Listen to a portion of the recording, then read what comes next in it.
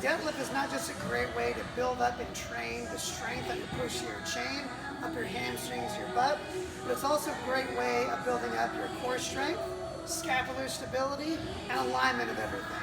When we're doing our hip hinge, which is part of the deadlift here, we want your ear, shoulder, and hip all be in a straight line.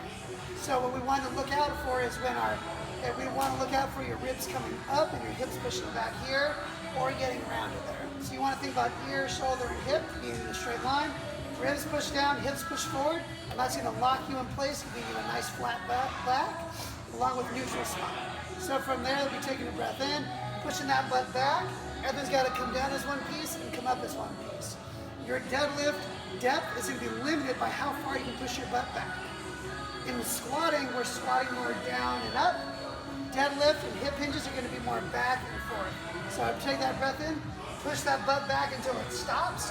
Wherever that thing stops, that's where your range ends. If you go further than that stop, you'll start bending from your back, which means you're going to use your back muscles to pick it up, and then you'll use your hips. So that's an easy way of injuring yourself. So you want to push your hips back to the stop, breathe in at the bottom, breathe out, drum with those hips coming back up. So what we're going to start off with today is we're going to be working on this with from an elevated position. The higher elevated, the easier it'll be. So we're going to come from here. We have our shins right up against that bar. You're going to think again, ear, shoulder, and hip all got to come down as one piece and come up as one piece. So step number one, shins to the bar. You're going to get your grip. Thumbs on the edge there. Pull those thumbs back. Step number two is going to be getting those shoulders back and down. As soon as I get those shoulders back and down, I'm locking those shoulder blades down on top of the rib cage. And this is oftentimes going to be where you're going to find some limiting factors.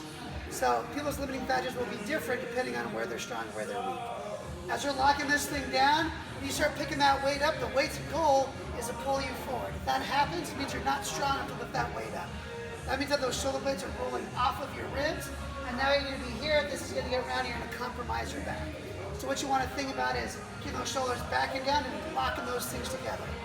Another limiting factor for people will be their core. As they pick that weight up, they'll collapse real quick, and then we'll try to catch it back up on the way up. And then the other limiting factor is going to be lower leg strength. Your hips, your butt, your hamstrings, how strong those things are. So again, elevate as you need to make it the range proper for where you're at. So shins are against the bar, shoulders are backing down, take a deep breath in. That deep breath in is going to brace and create intra-abdominal pressure so everything's nice and turned on. Now from here, you're going to take your spine, you're going to stretch it. Head going towards the mirror, butt going to the back. On the opposite side of the room, you're going to feel your spine stretch out. That's going to create a long spine, fully activating the core, especially that lower core, so everything's in good alignment. So I'm going to come down from here, lock it down, deep breath in, stretch that body up. I'm going to put tension on the bar. Here's the ring where the bar goes through the weight. That bar is sitting here. When I put tension on the bar, that bar is going to pull up and it's going to pin itself against here. Every time I pick the weight up, I don't want to hear ka-cling, ka-cling. I don't want to hear any noise when it comes up. I want tension on the bar pushing up against the weight, and as you push your feet to the floor, that weight will just float up off the ground. So we're not looking for jerky movements because that's how you hurt yourself. You want slow, smooth, and controlled from the bottom, then you can drive more towards the top. So again, shoulders are backing down, stretch that spine out. All that tension is in the top of my hamstring. Take a deep breath in. Keep pushing your feet to the floor. Squeezing that butt until that thing comes on up. Putting it down the exact same way, ear, shoulder, and hip in a straight line. One of the biggest spots where you see people struggle is with their head position. I don't want to see your head coming up first. Ear, shoulder, and hip need to be in a straight line. Wherever your sternum is looking, that's where your eyeballs should be looking.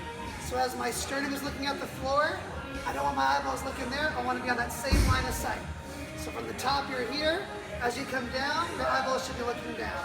When your head comes up first, that's your neck trying to pick all that weight up. I want this to be one solid piece. So think about a finger being on your chin, packing that chin back. So if you look from the side, that chin is going to be pushed back, and that's what's going to align that ear with your shoulder. So again, lock that thing down, deep breath in, tension on the bar. You're going to notice that it's a lot easier to keep things in alignment. You'll be a lot stronger just with that head position alone. Breath in again, down and controlling down. As you get better at that, you'll start working on lower ranges. So let's try it from the floor here next. So from this position here, everything's going to be the same. Bars up against the shins.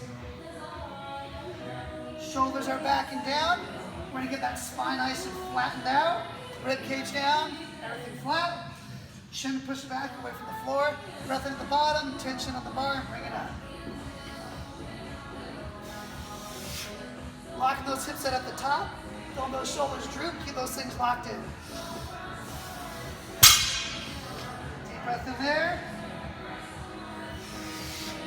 Locking it out.